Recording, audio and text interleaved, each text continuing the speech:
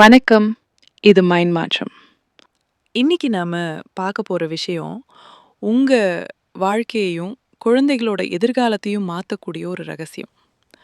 நாம குடிக்கிற இந்த தண்ணிக்கு மெமரி இருக்குன்னு சொன்னா நம்ப முடியுமா? ஆமாங்க. நம்ம மொபைல்ல எப்படி டேட்டாவ ஸ்டோர் பண்றோமோ, அதே மாதிரி தண்ணி தன்னை சுத்தி நடக்கிற எல்லாத்தையும் ரெக்கார்ட் பண்ணிக்கும்.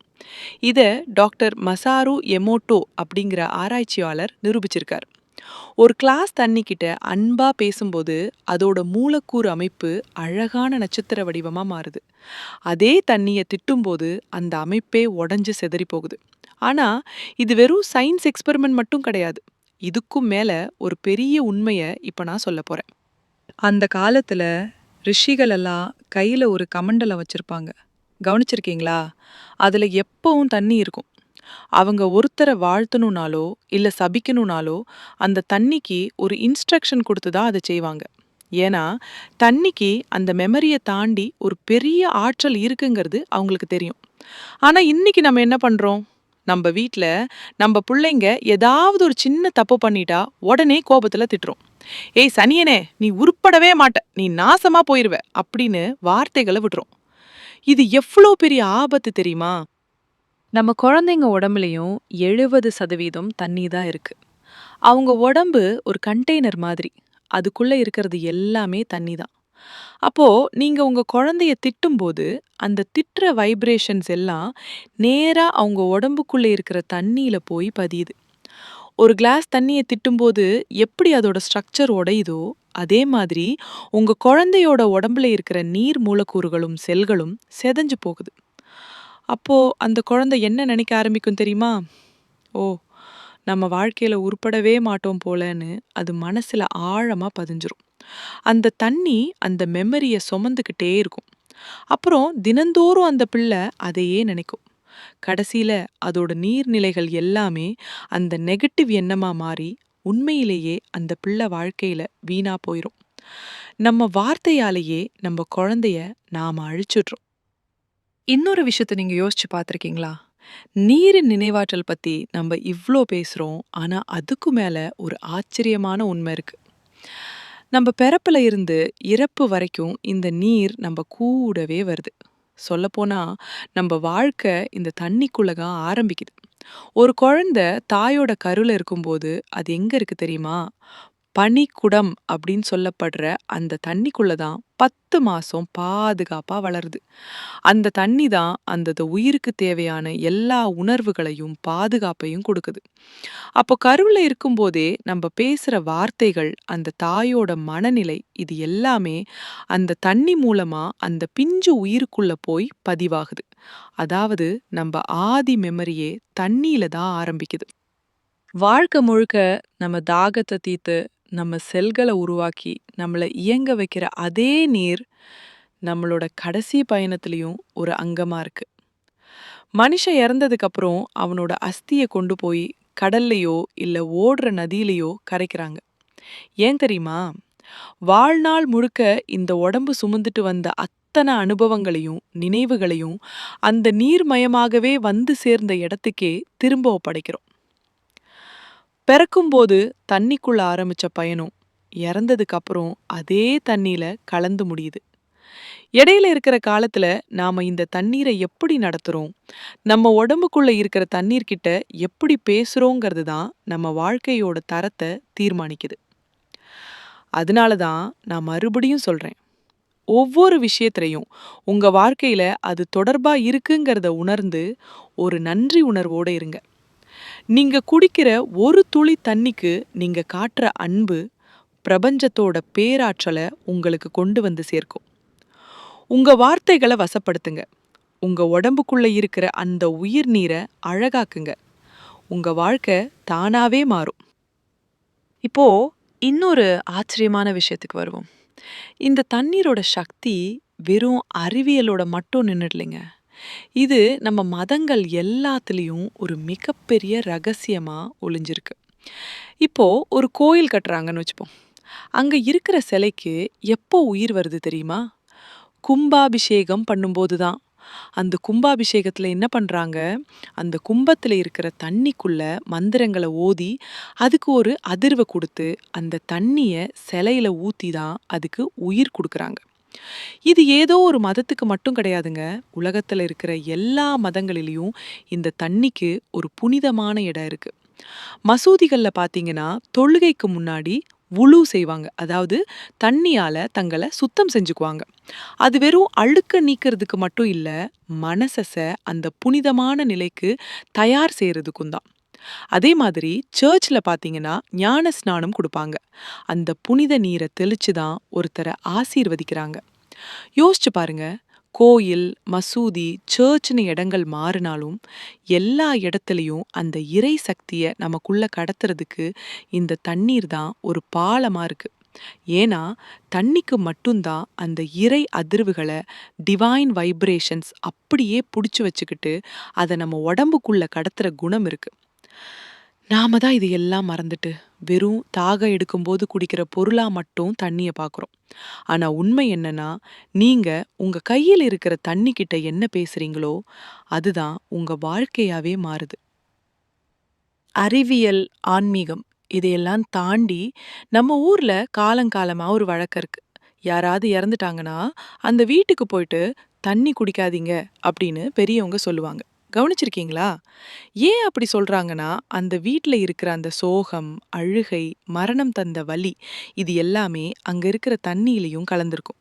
அந்த தண்ணிக்கு அந்த சோகமான நினைவுகள சேமிச்சு வைக்கிற மெமரி இருக்கு. அந்த தண்ணிய நாம குடிக்கும்போது, அந்த நெகட்டிவ் அதிர்வுகள் நம்மளையும் பாதிச்சிடக் கூடாதுங்கிறதுக்காக தான் அப்படி ஒரு வழக்கத்த வச்சிருக்காங்க. இன்னொரு விஷயத்த நீங்க கவனிச்சிருக்கீங்களா? உங்களுக்கு தலைக்கு மேல வேலைப்பளு இருக்கலாம். மனசு முழுக்க கவலையா இருக்கலாம். இல்ல தீர்க்கவே முடியாத ஒரு பெரிய குழப்பத்துல நீங்க இருக்கலாம். ஆனா, வீட்டுக்கு வந்து ஒரு 5 நிமிஷம் தலையில தண்ணி ஊத்தி குளிச்சு பாருங்க. குளிச்சு முடிச்சு வெளிய வரும்போது, அந்த பாரமே குறைஞ்ச மாதிரி ஒரு ரிஃப்ரெஷ் உணர்வு கிடைக்குமே! அது எப்படி? இது வெறும் உடம்புல இருக்கிற அழுக்க மட்டும் போக்கலைங்க. உங்க மனசுல இருக்கிற அந்த போராட்டத்தையே இது கழுவி எடுக்குது. பல நேரங்கள்ல நமக்கு விடையே தெரியாத குழப்பங்களுக்கு குளிக்கும்போது தான் திடீர்னு ஒரு தெளிவு கிடைக்கும். ஏன்னா, தண்ணிக்குள்ள அந்த உயிர் சக்தி இருக்கு. அந்த நீர் உங்க மேல படும்போது, அது உங்ககிட்ட இருக்கிற நெகட்டிவ் எனர்ஜிய அப்படியே உறிஞ்சி எடுத்துக்கிட்டு, அந்த உயிர் சக்திய உங்களுக்குள்ள பாய்ச்சுது. தண்ணீரோட இந்த மகத்துவத்த நாம சரியா புரிஞ்சுக்கிட்டா, நமக்கும் இந்த பிரபஞ்சத்துக்குமான தொடர்பு இன்னும் பலமாகும். தாகத்துக்காக தண்ணி குடிக்கிறது வேற. அதுகிட்ட அன்ப பகிர்ந்துட்டு, அத புனிதமா குடிக்கிறது வேற. ஒவ்வொரு விஷயத்திலயும் உங்க வாழ்க்கையில அது தொடர்பா இருக்குங்கிறத உணர்ந்து, தினந்தோறும் ஒரு நன்றி உணர்வோட இருங்க. நீங்க குடிக்கிற தண்ணிய ஒரு மருந்தா நினைச்சு குடிங்க. உங்க வார்த்தைகளால அழகான ஒரு நந்தவனமா மாத்துங்க. ஏன்னா, தண்ணி வெறும் தாகத்த தீர்க்கிற திரவம் இல்ல. அதுதான் இந்த உலகத்தோட மிகப்பெரிய சக்தி. இந்த இடத்துல தான் நம்ம இன்னொரு முக்கியமான விஷயத்தையும் கவனிக்கணும். நம்ம நாட்டுல ஏன் கங்கை, யமுனை, சரஸ்வதி போன்ற நதிகள வெறும் ஆறுகளா மட்டும் பார்க்காம புண்ணிய நதிகள்னு சொல்றோம்? ஏன் லட்சக்கணக்கான மக்கள் அந்த நதிகள்ல போய் ஒரு முறையாவது முழுகி எந்திரிக்கணும்னு ஆசைப்படுறாங்க? இதுக்கு பின்னாடியும் ஒரு மிகப்பெரிய ரகசியம் இருக்கு. ஆயிரக்கணக்கான வருஷமா அந்த நதிக்கரையோரமா வாழ்ந்த ரிஷிகளும், முனிவர்களும், பக்தர்களும் சொன்ன அந்த மந்திரங்கள், அவங்க வெளிப்படுத்தின அந்த பாசிட்டிவான வேண்டுதல்கள் எல்லாமே அந்த நதி நீருக்குள்ள மெமரியா பதிவாகியிருக்கு. அந்த நதிகள்ல நம்ம போய் குளிக்கும்போது, அந்த தண்ணிக்குள்ள இருக்கிற அந்த புனிதமான அதிர்வுகள் நம்ம உடம்புக்குள்ள இருக்கிற 70% தண்ணியோட அப்படியே கலக்குது. இது நம்ம மனசுல இருக்கிற பாரத்தையும், நம்ம செல்கள்ல இருக்கிற நெகட்டிவ் பதிவுகளையும் அப்படியே மாத்துது.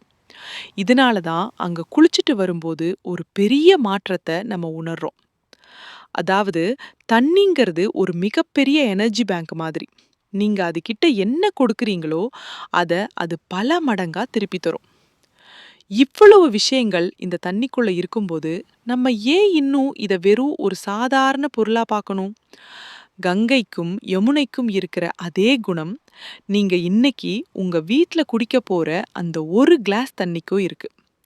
அந்த தண்ணிய நீங்க மதிக்க ஆரம்பிச்சா, அது உங்கள மதிக்க ஆரம்பிக்கும். இனிமேல் உங்க கையில ஒரு கிளாஸ் தண்ணி கிடைக்கும்போது, அத வெறும் திரவமா பார்க்காம, உங்க வாழ்நாள் முழுக்க உங்கள கவனிச்சுக்க போற ஒரு உயிர் சக்தியா பாருங்க. அந்த தண்ணிய பார்த்து மனசார ஒரு தேங்க்ஸ் சொல்லுங்க. உங்களுக்கு உயிர் குடுத்த இந்த பிரபஞ்சத்துக்கும், உங்க தாகத்த தீர்க்கிற அந்த தண்ணீருக்கும், நீங்க சொல்ற அந்த ஒரு நன்றி, உங்க உடம்புக்குள்ள இருக்கிற அத்தன நீர் மூலக்கூறுகளையும் ஒரு அழகான வடிவத்துக்கு மாத்தும். அந்த நன்றி உணர்வு உங்க ரத்தத்துல கலந்து, உங்க முகத்துல ஒரு பொலிவ தரும். உங்க மனசுல ஒரு நிம்மதிய தரும். சரி, இவ்ளோ சக்திகள் இருக்கிற இந்த நீர வச்சு, நம்ம வாழ்க்கைய எப்படி நமக்கு புடிச்ச மாதிரி மாத்திக்கலாம்? இதுக்கு ஒரு எளிமையான டெக்னிக் இருக்கு. இனிமே ஒவ்வொரு முறை நீங்க தண்ணி குடிக்கும்போதும் இத செய்ய ஆரம்பிங்க. தண்ணீர கையில எடுக்கும்போது, உங்க மனசுல உங்களுக்கு என்ன வேணுமோ, அத ஒரு பிரார்த்தனையா வைங்க. உங்களுக்கு நல்ல ஆரோக்கியம் வேணுமா? நான் ரொம்ப ஆரோக்கியமா இருக்கேன்னு அந்த தண்ணி கிட்ட சொல்லுங்க.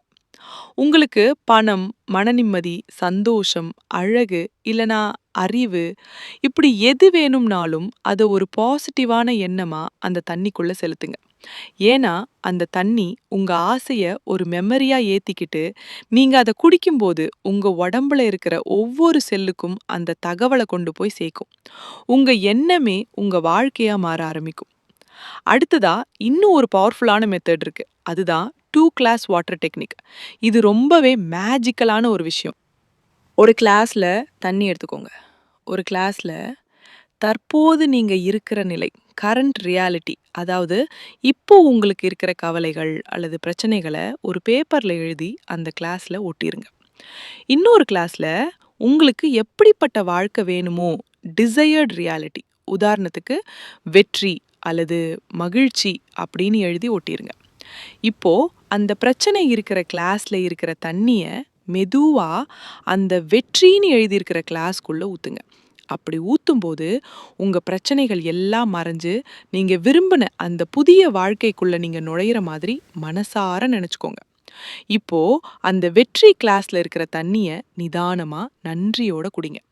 இந்த டெக்னிக் உங்க ஆழ் மனசுல ஒரு பெரிய மாற்றத்தை உண்டாக்கி நீங்க நினைச்சத அடைய வைக்கும். தண்ணீருங்கிறது வெறும் தாகத்தை மட்டும் தீர்க்கறது இல்ல. அது உங்க கனவுகளை நனவாக்குற ஒரு மிகப்பெரிய கருவி. இந்த மாற்றங்கள் எல்லாமே ஒரே நாள்ல நடந்துருமான்னு கேட்டா, கண்டிப்பா கிடையாது.